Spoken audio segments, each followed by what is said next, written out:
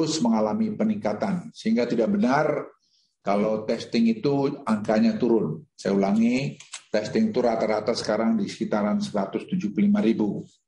Kami berupaya memang sampai ke 400.000, 200, 300, tapi sepertinya kita akan range-nya di antara 175 sampai 225 atau 250.000. Syarat minimum cakupan vaksinasi lansia untuk penurunan level PPKM dari 3 ke 2 dan 2 ke 1 yang diberlakukan sejak 13 September 2021 mampu meningkatkan kecepatan vaksinasi lansia di Jawa Bali secara signifikan. Dan ini nanti yang sebenarnya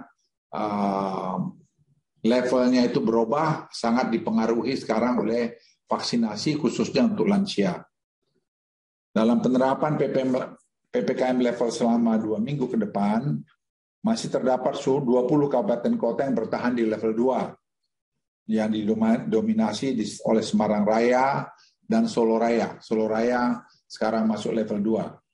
Dan untuk turun dari level 2 ke level 3, itu bertambah dari 84 kabupaten kota menjadi 107 kabupaten kota karena mereka belum mampu, ya saya ulangi, belum mampu meningkatkan jumlah capaian vaksinasi.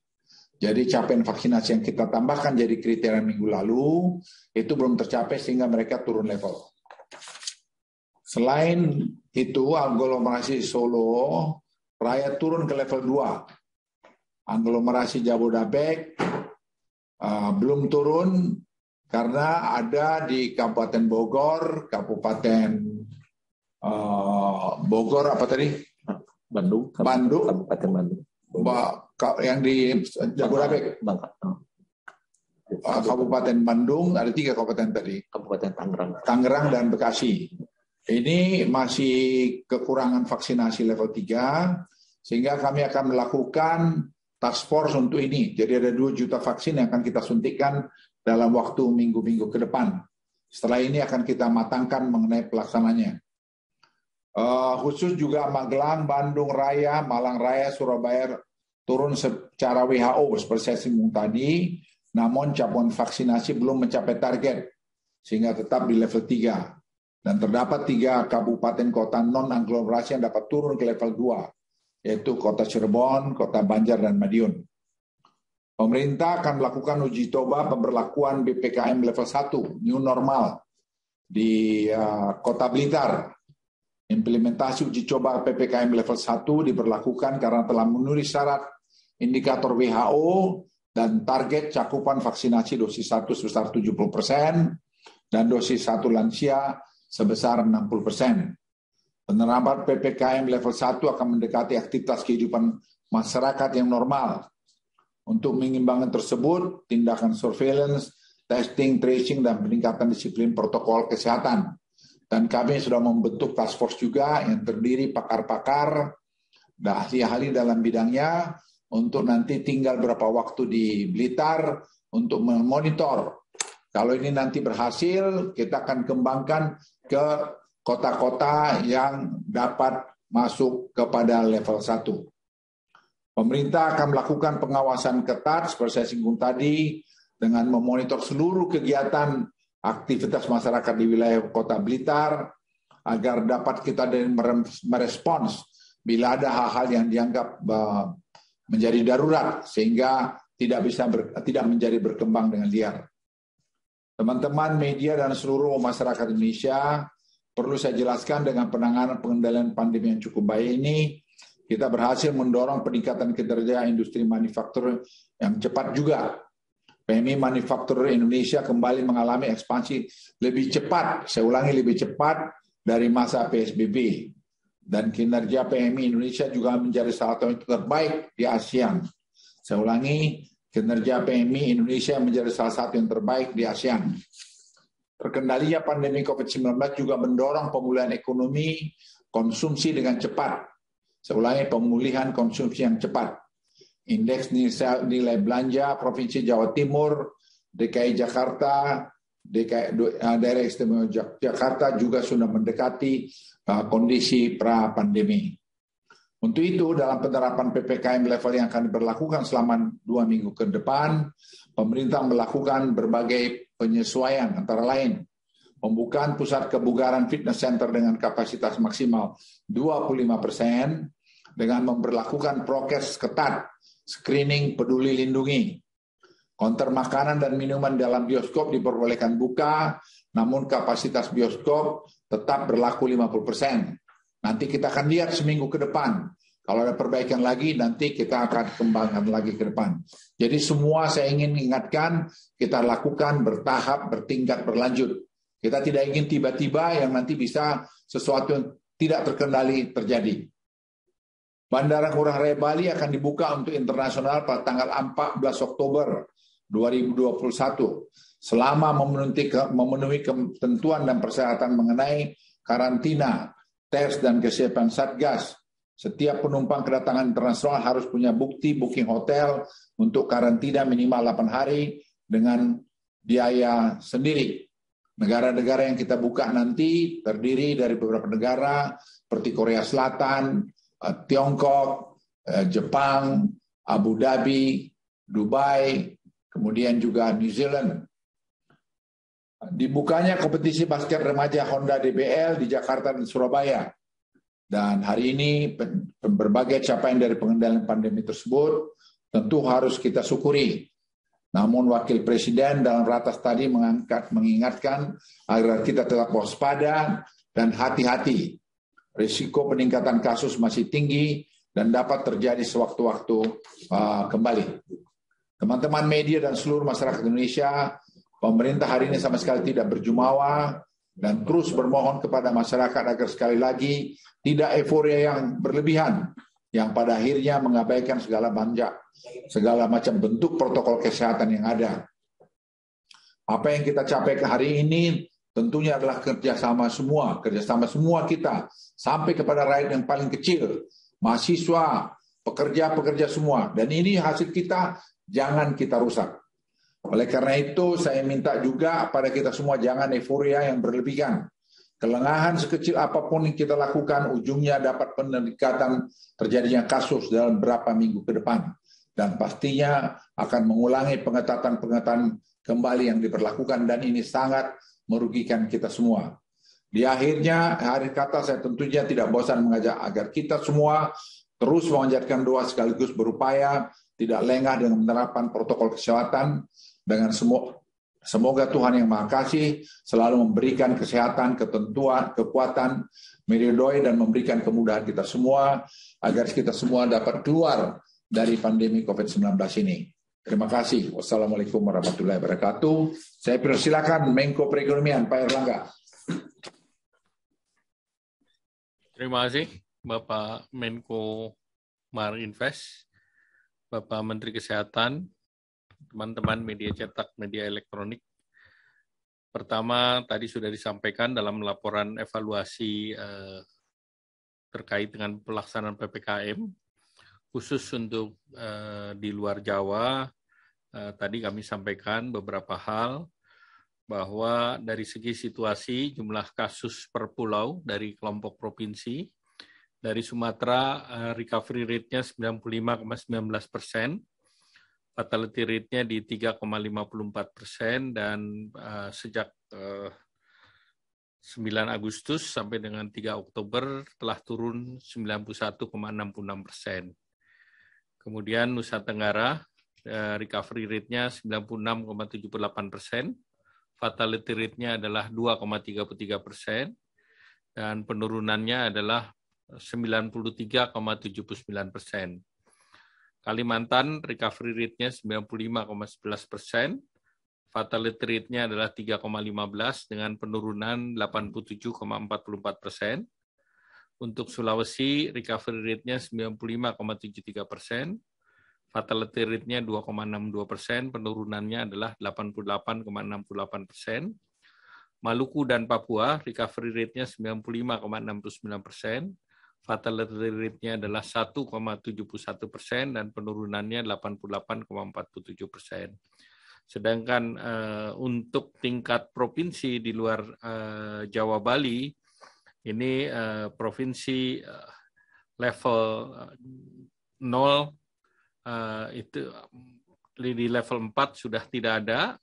Di posisi level 3 ada 4 provinsi, di level 2 ada 22 provinsi, dan 1 provinsi ada di level 1. Nah, kemudian tentunya kita lihat dari Kepulauan Riau dan Kalimantan Timur, ini Riau turun ke level 1 dan Kalimantan Timur turun ke level 2. Nah, selanjutnya dari indikator 10 kabupaten kota yang diterapkan level 4 di luar Jawa Bali dalam 2 minggu kemarin, 21 sampai dengan 4 Oktober, yang terjadi kenaikan level adalah di Banjarmasin, di kota Banjarmasin. Kemudian 7 kabupaten kabupaten kota turun levelnya dan 2 tetap levelnya. Yang kenaikan positivity rate adalah Padang, Kota Banjarmasin, dan Balikpapan. Dan target pemeriksaan tercapai di 7 kabupaten kota. 3 kabupaten kota yang tidak mencapai adalah Aceh Tamiang, Pidi, dan Bulungan. Sedangkan vaksinasi 8 kabupaten kota di bawah rata-rata atau di bawah 45%. Dan juga yang terkait dengan capaian lansia, 7 kabupaten kota di bawah nasional atau di bawah 30%. Perpanjangan PPKM luar Jawa diusulkan untuk 2 minggu ke depan, yaitu tanggal 5 sampai dengan 18, dengan cakupan adalah 6 kabupaten kota. Sebelumnya adalah 10 kabupaten kota, yaitu kabupaten kota yang salah satu levelnya masih belum mencapai target yang ditentukan, atau testingnya masih relatif terbatas, atau ada sedikit kenaikan positivity rate, walaupun level-level tersebut seluruhnya sudah lebih rendah dari level yang ada. Oleh karena itu, kita tetap menetapkan bahwa 6 kabupaten kota tersebut tetap diberlakukan di level 4, yaitu di Kabupaten Pidi, Kabupaten Bangka, Kota Padang, Kota Banjarmasin, Kabupaten Bulungan, dan Kota Tarakan. Sedangkan di PPKM level 3 pada 44 kabupaten kota, ini perbaikan dari sebelumnya ada 108, dan PPKM level 2 meningkat 292 kabupaten kota dari 249 sebelumnya. Kemudian untuk PPKM level 1 ada di 44 kabupaten kota, sebelumnya di 18 kabupaten kota. Terkait dengan jenis pembatasan kegiatan masyarakat, di periode 5 sampai dengan 18 Oktober tetap sama dengan PPKM periode sebelumnya, dan pengendalian terhadap pembelajaran tatap muka sesuai dengan SKB Menteri Kemendikbud, Ristek, dan KL terkait. Terkait dengan update program pemulihan ekonomi nasional, realisasi sampai 1 Oktober adalah 55,3% atau 411,7 triliun dari pagu 744,7 triliun. Klaster kesehatan itu adalah 48,4% atau 104 triliun. Perlinsos itu adalah 62,9% atau 117,3 triliun. Kemudian program prioritas 53% atau 62,5 triliun. Dukungan UMKM 68,43 triliun atau 42%, dan klaster insentif usaha 59,4 atau 94%. Kemudian kita lihat dari segi kesehatan, itu sebesar 104,1 triliun, baik itu untuk diagnostik, terapeutik, dan vaksinasi. Sedangkan perlindungan sosial adalah 117,3, adalah program PKH 20,72 triliun atau 73,2%. Kartu sembako 29,21 triliun atau 58%. PLT desa sudah mengalami kenaikan, yaitu 14,94 triliun atau 51,9%, dan bantuan subsidi upah itu 5,07 triliun atau 57,7%. Demikian, terima kasih. Kami kembalikan kepada Pak Menko Marinvest. Terima kasih Pak Airlangga, Pak Ketum. Saya persilakan Menteri Kesehatan. Terima kasih Pak Menko Luhut, Pak Menko Airlangga, rekan-rekan media. Assalamualaikum warahmatullahi wabarakatuh. Kami ingin menyampaikan yang pertama bahwa untuk bisa mengatasi pandemi ini dan dalam mengawal proses yang menjadi endemi nanti, ada 4 hal yang selalu harus kita perhatikan. Yang pertama adalah implementasi protokol kesehatan atau 3M yang disiplin. Kedua adalah implementasi dari surveillance atau 3T juga yang disiplin. Ketiga, implementasi dari vaksinasi yang cepat dan menyeluruh, serta yang keempat, persiapan dari rumah sakit kita. Karena kondisinya sudah membaik, saya ingin update singkat mengenai ketiga hal yang sifatnya preventif, yang sifatnya di sisi hulu, yaitu protokol kesehatan, kemudian surveillance, dan juga vaksinasi. Dari sisi protokol kesehatan, kami mengawal terus proses pendidikan tatap muka, karena kami juga percaya bahwa seluruh murid-murid di Indonesia ini harus belajar secepat mungkin agar kita tidak kehilangan kesempatan untuk mereka meningkatkan pengetahuan mereka langsung dengan guru-guru mereka. Untuk itu perlu dikawal dengan metode surveillance dan protokol kesehatan yang baik.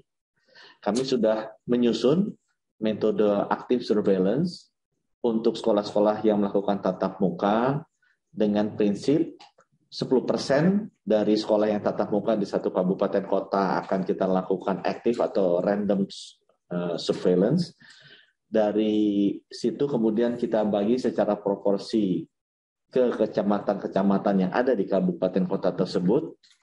Yang ketiga, kemudian kita ambil 30 sampel untuk murid dan 3 sampel untuk guru. Dan hasil yang sudah kita lakukan minggu lalu dengan Jakarta, memang kita temui masih adanya positivity rate dari pelajar-pelajar yang ada di sekolah-sekolah di Jakarta. Nah, kami sudah menentukan kalau misalnya positivity rate dari satu sekolah itu di atas 5%, maka sekolahnya kita minta tutup dulu selama 2 minggu, sambil kita perbaiki protokol kesehatannya, kemudian kita mulai lagi sekolahnya. Kalau positivity rate-nya antara 1-5%, kita minta satu kelas yang ada positif itu di karantina dulu, sedangkan yang lainnya bisa tetap belajar, tatap muka. Sedangkan kalau positivity rate-nya di bawah 1%, kita pergunakan metode surveillance yang seperti biasa, yaitu yang positif atau terkonfirmasi dan kontak eratnya di karantina. Diharapkan dengan menjalankan disiplin seperti ini, kita bisa mengidentifikasi atau mensurvei secara dini kalau ada pelajar-pelajar kita yang positif, dan tidak perlu menunggu sampai itu menjadi besar sehingga harus menutup seluruh kota. Jadi hasilnya sudah ada di Jakarta, memang ada yang positif, dan saya terus bekerja sama dengan Kementerian Pendidikan untuk bisa meningkatkan kualitas surveillance ini. Kita juga di sisi surveillance juga terus memonitor adanya varian-varian baru, baik itu varian Mu maupun Lambda, termasuk juga varian-varian mutasi Delta yang ada di Indonesia.